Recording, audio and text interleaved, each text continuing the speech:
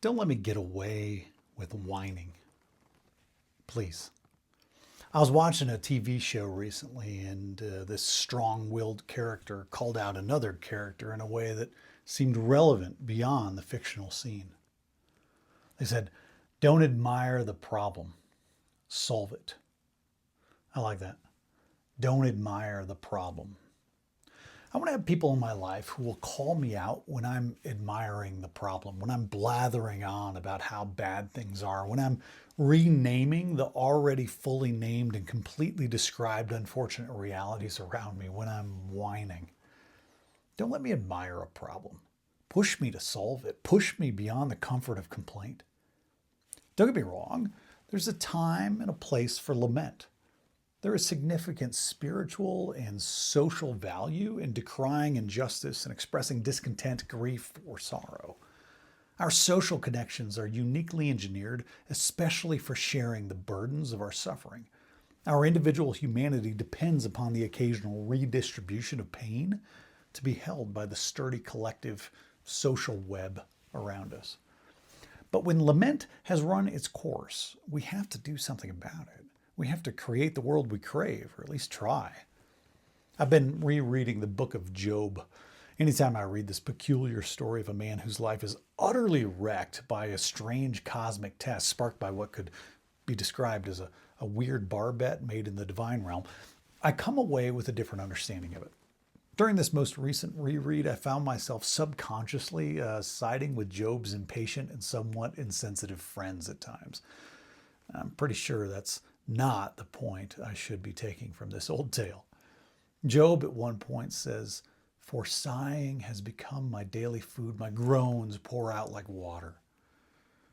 Cue my judgmental eye roll. Stop admiring the problem, Job. Please stop whining. Okay, listen, this whole Job book is partially meant to teach me to not react that way. His friends that are impatient and pushy and certain and rolling their own eyes at his spiritual depression and his objectively tattered life are truly clueless, insensitive, and self-centered. And I'm admitting to jumping on their bandwagon, even if just momentarily. I suppose there's a balance needed, yes? A time for lament and a time for moving forward. A time for regret and a time for retrying. A time for disappointment and a time for decisive action. A time to complain and a time to carry on. I just never want to look around at all the darkness in our world and feel so defeated that I can only add more darkness to it. I don't want to wither away in the shadows of hopelessness. I don't ever want my groans to pour out like water in a world that's already drowning. The book of Job pushes back against the idea that we deserve to suffer because of our personal sins.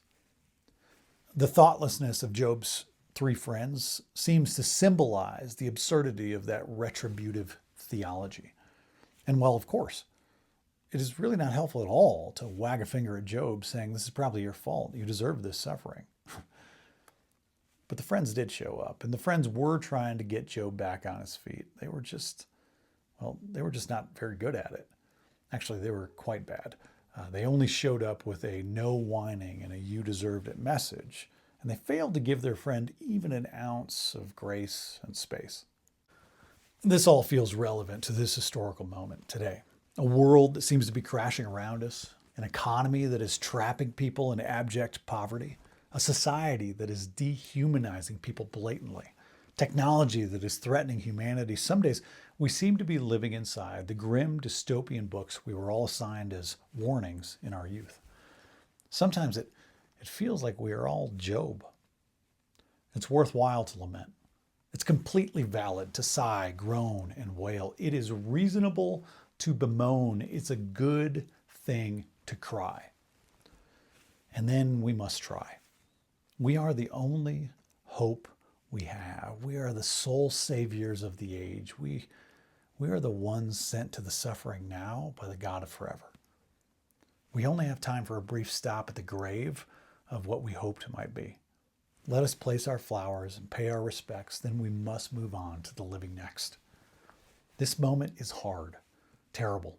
It sucks. It's okay to feel the true pain of it. It's okay to let the wave of sorrow wash over you completely, but then swim back to shore. Don't drown in your own tears. Cry, then swim. Here's a blessing for your week. God of today, God of unconditional love, God of presence and empowerment, God who prepares us and equips us, be with us when we cry, and then usher us back out into the world that needs us to swim. Amen. Hey, Between is about you. Take this message out into your life this week and fill the space between you and every person you encounter with your sacred light. My favorite church is the space between people. Now go with God's love and create the church between.